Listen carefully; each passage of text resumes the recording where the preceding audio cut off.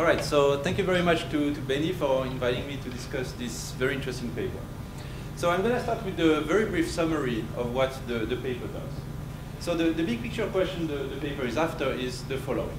Does corporate governance, meaning the G in the standard ESG acronym, does it affect environmental performance, meaning the E in ESG? And so in order to go after this question, the authors use cross-country data on ENG from the Asset for database.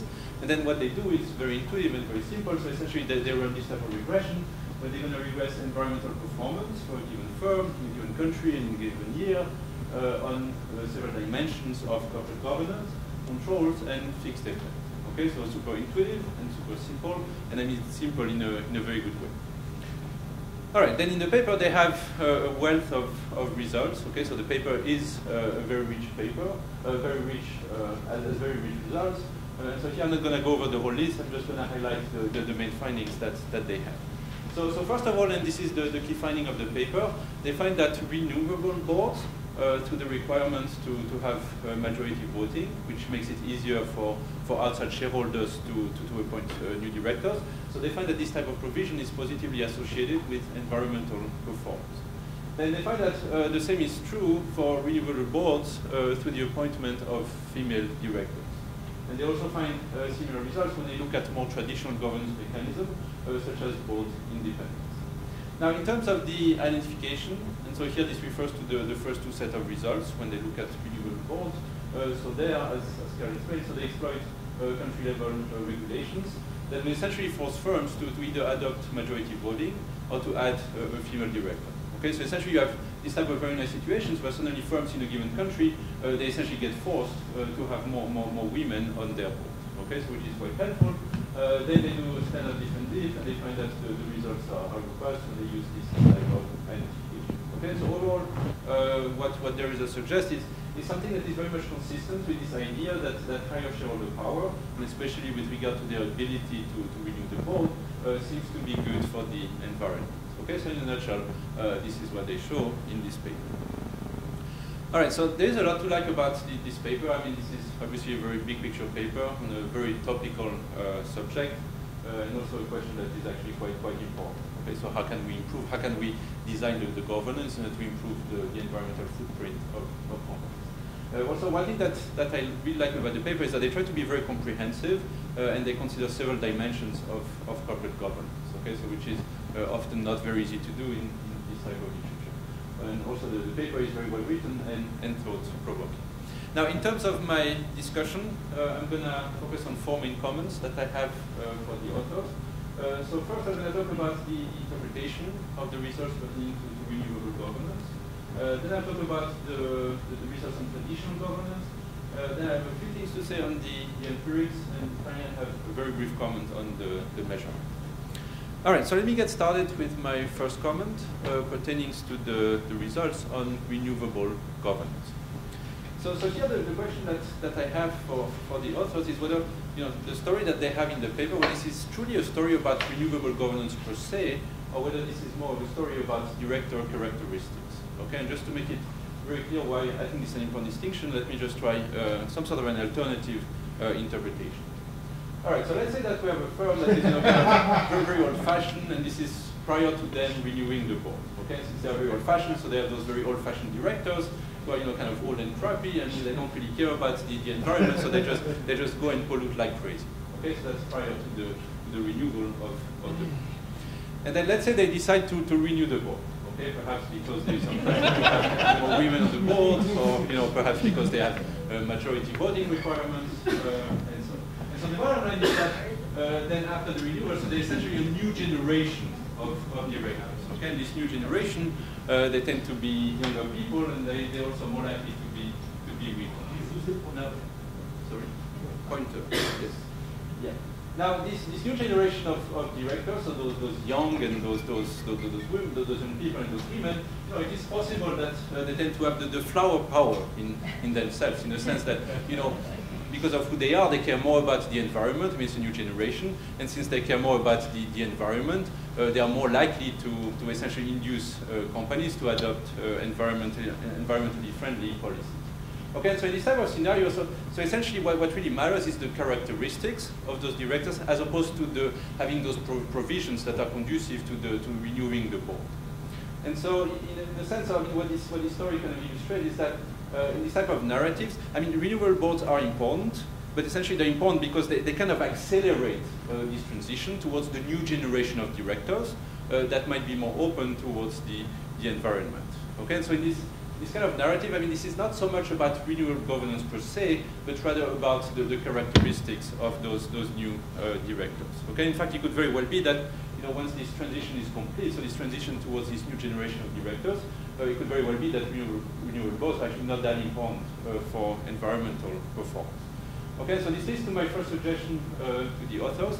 And so here, I mean, I don't think that this type of story is a threat for the paper. I mean, this is more about the semantics of the paper and about the qualification of how to interpret the results in the paper. But I think it would be important to kind of have a sharper discussion of this distinction between renewable governance per se and director characteristics, because I think this is something that's actually quite important for the narrative of the paper. Okay, so I would kind of try to straighten out this distinction in the writing of the paper.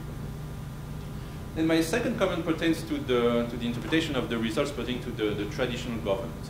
So in the paper, so they have 6 different mechanisms that they consider when they compute the measure of traditional governance. And so you have things such as board independence, board size, CEO chairman separation, board structure, audit committee independence, and stock classes. Okay, like if you have dual class shares or not. Now, leaving identification aside, just looking at those, I find it is actually not so easy to think about, how we would think about the relationship between those 6 provisions and environmental performance. Now, after looking at the conceptual framework in the paper, the way they motivate, I mean, it's very clear that the paper is a story about this type of short-termism. Okay, so the fact that we have those managers that tend to focus on the short term, and then the question is how those outside shareholders, how can they pick governance mechanisms that would essentially mitigate this type of short-termism behavior. And so from that perspective, I think it might be actually quite helpful to add more discussions of those governance mechanisms, but from the perspective of the temporal orientation of those different mechanisms. Because some of them, they will have sort of a short-term component, and some of them may have sort of a long-term component. Okay, so in this context, I also wanted to advertise some of Caroline's work in this regard. So she had this very interesting paper that looks at long-term executive compensation. And what she finds is that long-term executive compensation matters for the environmental performance of firms, whereas short-term compensation does not. And I think, and this is my second suggestion, I think it might be helpful that in the discussion of those governance mechanisms, to think a bit in a more systematic fashion about the temporal dimension of those different governance mechanisms, because that might help to kind of organize the thinking when you go over the list of governance mechanisms. And I think this is also something that would allow you to establish kind of a more direct bridge with the conceptual framework that you have at the beginning of the paper. All right, comment number 3 pertains to the empirics. So here the good news is that the fundamentals of the papers are actually quite good. Okay, and here I'm referring to the part where they use some identification schemes. I mean, they do have the right setup. They have those country-level shocks. I mean, they are reasonably exogenous. They're also staggered. They are different countries, so they can do a nice different diff with a very natural treatment and control. Okay, so this is good. These are good fundamentals of the paper. The bad news, however, is that in the paper there are a lot of standard diff and diff tests that are missing. Okay, and so what I was really missing is that there is no test for free trends, there are no graphs, you guys don't really look at the dynamics, there is no assessment of the covariance balance. And so I was a little frustrated because you have those very cool instruments, this cool setup, but you don't deliver the full battery of tests that would really allow you guys to make a very compelling case. Okay, and so that would be my next suggestion. Just to go for the kill, to run the full battery of different tests. And I mean, I understand you don't want to waste 20 pages on that, but this is why we have online appendices. Okay, and I think this is a good opportunity because you have this nice framework. So just do all the tests you can, just to really convince the referees that what you have is really robust and also kind of passes the bar based on all those standard criteria for different diffs. Also, one more thing on the different diffs. So here, this is taking as example the analysis where they look at those regulations to have more women on boards. So here, the way how they run the different diff. Is an interaction between the treatment dummy, okay, so which is equal to 1 for those countries after the treatment, so for the treated countries after the treatment, and they interacted with whether the company has increased female representation on the board. Now, this is reasonable, but since you have an interaction, it would be informative to also report the two different terms as standalone. Okay, so female board representation as standalone, and also the treatment dummy as standalone.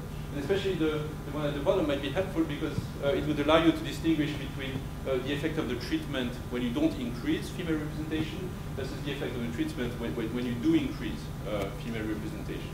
Okay, so in a sense, this one could be used as some sort of a placebo test that could help you, further argue for your identification. Okay, so that would be my next suggestion. So to add the standalone terms, and my guess is that they would be insignificant, but it is worth adding them nevertheless. All right, and my last comment is actually a simple comment on measurement, which is a bit of a cheap shot in this context. So, as we know, measuring environmental performance is something that is very tricky. Carl mentioned that. And, one concern that has been raised in recent articles is that those ratings, they might be gameable. And so here I don't really have a story in mind, but, perhaps if we think hard enough about it, there might be reasons why different types of directors, they may have different abilities to game those ratings. Okay, and just to kill all these type of concerns, I think it would be good to have a set of analysis where you use kind of the more objective component of environmental performance, and to some extent you guys do that with the kind of output measures. But I think it would be good to consider separately things like the amount of CO2 emissions, the volume of toxic releases, so things that are more objective and that are less likely to be gainable. Okay, that would be my final suggestion to the authors, just to give a bit more robustness with the measurement of environmental performance. All right, so that's all I have. So overall, this is a very nice paper, which is well worth reading. Thank you very much. Thank you.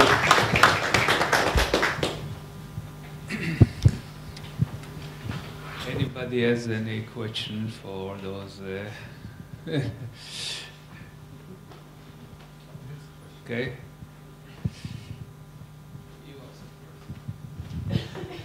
Quick question, just a valuation effect. Have you looked into that at all? No, and partly because it's just really hard to measure that, and I would rather focus our paper on whether the governance is a channel for investors to essentially get their wishes. Because it's kind of a belief that if they want this and they own the shares, then they don't want to shoot themselves financially. They must believe that it's valuable, but it's going to be really hard to pick up long-term valuation effects in the short term with, Q around the world or something like that. So, it's not impossible to do. I personally don't know if I would trust it even if it came out positive. Right. I would just go further. I think there's sort of two strands of this literature. The first strand really is looking at the impact of E on values directly, and ours is kind of more thoroughly in the second strand, which says, let's take another way to see whether E matters by seeing that it matters for investors, which our previous paper shows. Then if it matters for investors, then these governance factors should matter in and of themselves. So it's kind of a different way of getting at this issue. I think that going at E and performance there's lots of mixed results on this, and this is a more promising channel at this point. Well, just because like papers by Orwell Dimson and Ozan Karakas, they've shown that when the investors kind of go in and engage the firms, there's this effect. And you're talking about precisely that the outside pressure on the firm to change. So maybe there's a stronger connection there to be technical. Yeah, again, these scores are a little different than what Elroy's taking a look at. Mark, go ahead. Yeah, I was also surprised that you don't really mention what the investors go after in this index. Yep. They state very explicitly, very often in their stewardship statements or even the stewardship codes state what they care about in this asset 44 index, and that's what they engage on, or they say we divest. So it's a bit like what Roy said, and then you have all these variables, but they're sort of like catalysts or things that might make that process easier or less easy, but you're not really mentioning what the objective of these investors here is in that index that you're measuring. And it could be a really direct effect, for example, so if you're looking for identification, I would have thought, how can they do this? Do they sign up to a stewardship code in a particular country, or does the country have a stewardship code? So, the variables you've chosen to get identification, like, for example, the female director, it sounds very indirect for going after the... It is indirect. I think actually that's one of the beauties of it, in the sense that I think that the effort is, when there's a forced effort to have more female directors on the board, the indirect effect is that actually improves the environmental performance. And so when investors have more power, then one ends up with more environmental performance, which is what we're showing. So let me go to your earlier point. If one was doing like a Dimson paper that had private information on the engagements of individual institutional investors and wanted to take a look at specific targets, that's one paper that we could do. We're doing like a global sample paper where one can't have that private information is not available. And our hypothesis is that broadly speaking, investors are interested in environmental performance using the metrics that these, when Thomson Reuters or MSCI or Sustainalytics, they say these are the things that are material for investors. That's how we produce the scores. That's what they say, and investors are willing to pay them for it. So I think we take that a little bit on surface value. We also do some to address the comment that Javier made. The SASB, the Sustainability Accounting Standards Board, says, look, not all these things matter for all industries. There's some stuff that matters more for some industries than others, so we have to weight these metrics appropriately. Now, the vendors say we're already weighting them, so don't worry about it. We don't believe them, so we do use the SASB weighting on these metrics. I think I mean, just a little bit, I guess I push back on you to say, I think it's very fair for us to use these environmental performance. This is what investors look at, broadly speaking, when they're assessing the environmental performance of companies.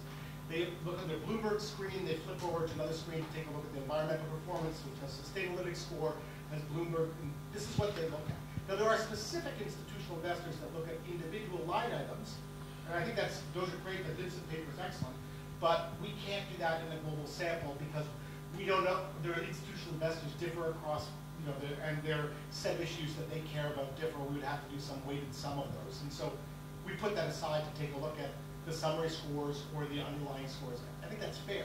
I don't know how. Well, I don't want to monopolize, so just to clarify what I was trying to say. So a country adopts something about having women on board. Women, okay? So that's something you have. So what I'm saying is, why don't you use something, a country adopts something to care more about the environment, whether it's a stewardship code or an element of the stewardship code, that will be more direct effect than this indirect effect of having women on board. We're trying to take a look at the impact on environmental performance that doesn't come through regulation. We're interested in the extent to which it comes through the investors pushing firms to improve their performance. So it's actually a design aspect is to avoid that regulation and look at the non-regulated impacts on environmental performance, which is the reason why looking at when investors have more power, do we see subsequently improvements in environmental performance? That's the notion. So we actually don't want to look at the country-specific shocks on regulatory standards, because that would show you there's another mechanism to improve environmental performance, which is regulated. And ours is a story that part of the impact on firms' choices is coming from the investor pressure. The stewardship codes. Stewardship codes are about what investors do. Okay. So that would be that's a different shock that we could look at, as opposed to fair enough. Yeah. I want to go back to this idea of looking at what investors care about. So I understand why it would be difficult to try to figure out.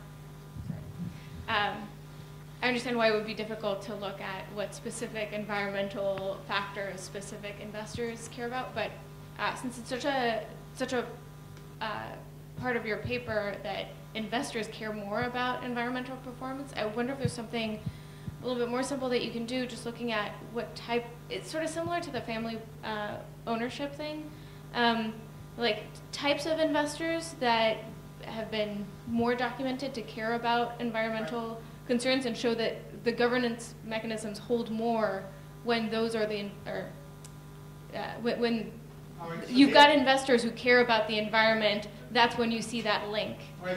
And if you have investors who don't care about the environment, then these governance tools should not matter because you don't have that pressure from the investors. Thank you. I mean, that's something we've debated. It will add a complexity to the paper, but it might be interesting to look at where the investors come from and whether they're pension plans or not. Right, that's good. Our previous paper had two sources of variation that matter. One is if you're a pension plan as opposed to an asset manager or a hedge fund. And then the second dimension, what country you're from. If you're a European asset manager, you care about these things. if you're an American asset manager, the first order approximation, you couldn't care less. And so these are the things that we should take a look at the interactions. Yeah, we may not have enough power. We haven't tried it yet, but to survive that through the governance channels, through the shocks. But excuse me, so concerning the shock itself, so a woman is appointed to the board. Yeah. So what if the company decides, okay, we're going to deal with this ESG thing, we appoint the woman to the board, we care about environmental. It's not the woman on the board that's causing it, it's the shock itself is related to a decision within the company to change its ESG policy. Right, so I think that's the first order issue around causation, which is why we tried to find some exogenous pressure that forced women to be on the board. So it's not the firm choosing to add a woman and then that's simultaneously improving its environmental performance. So we focus in on countries in which there's some exogenous pressure to add women to boards. But so still then it causes... it's a little bit better in terms of, that's what we're trying to get. So, I mean, but to be fair, it's possible that they separately had a private push to say, and improve the environment while you're at it. We're looking for improvements in everything. Yeah, but we didn't find any shocks where the country said, this is, we want stronger environmental performance measured by XYZ in 2 years or else. We did not find that. We searched a lot because we wanted to have double dimensions in shock, and we didn't find that. We did find to the governance shocks, but not to that. Advantage of our majority voting shock in the Canadian context is that institutional investors couldn't care less about the environment when they pushed to have majority voting, but it subsequently led to a 30% improvement in environmental performance. At least that was a separate shock from that. So again, I understand your concern. So I get that you're punting on the MPV issue, and you're focused outside the United States. But since we know a lot more about investor preferences within the United States, I mean, is there any evidence? Institutional investors will obviously care about litigation risk related to environmental, but that doesn't mean they care about solar panels or other things in the corporate headquarters. And as a matter of fact, the CEOs might care about those things a lot more. They might get personal consumption out of that. Is there any evidence that the BlackRocks, Vanguards, Fidelity care about this stuff? You mean other than what they say? Well, I mean about how they vote, and there are shareholder proposals, right? But those aren't coming from the big investors. They're coming from the pension funds, the public pension funds, the unions, right? So our prior paper showed that the bulk of U.S. institutional ownership is of U.S.-based asset managers and mutual funds of that sort. So not pension plans, U.S.-based. And in our prior paper, we showed that institutional ownership didn't seem to have any significant impact on firms' environmental performance in the U.S. So to a first order approximation, if we think of Fidelity, Vanguard, State Street collectively owning 15% of the U.S. equities, and that's the bulk, they didn't seem to be pushing for this. At least not prior to 1 year ago. But what we do actually find, we've done some subsequent analysis, taking a look at the U.S., and we find that these governance measures also correlate with improved environmental performance within the U.S. So we do have something that these governance measures seem to be correlating. The prior paper shows institutional investors. The U.S. ones don't seem to care as much about this. I think there's some changes that are taking place. There's a little bit at the end of our sample. So the last 3-4 years, that's when BlackRock comes out with these statements. That's when CalPERS has said we will not use as an asset manager people that don't pay attention to your ESG footprint. There's a nice paper by Hartzmark at Chicago about showing how sustainability ratings of mutual funds affect subsequent mutual fund flows in a rather dramatic way. So I would say that the tide is turning in the U.S. At least that's what the evidence would suggest. But historically they haven't cared, and more recently they do care more. Okay, as usual, papers by Alex and Carl take longer than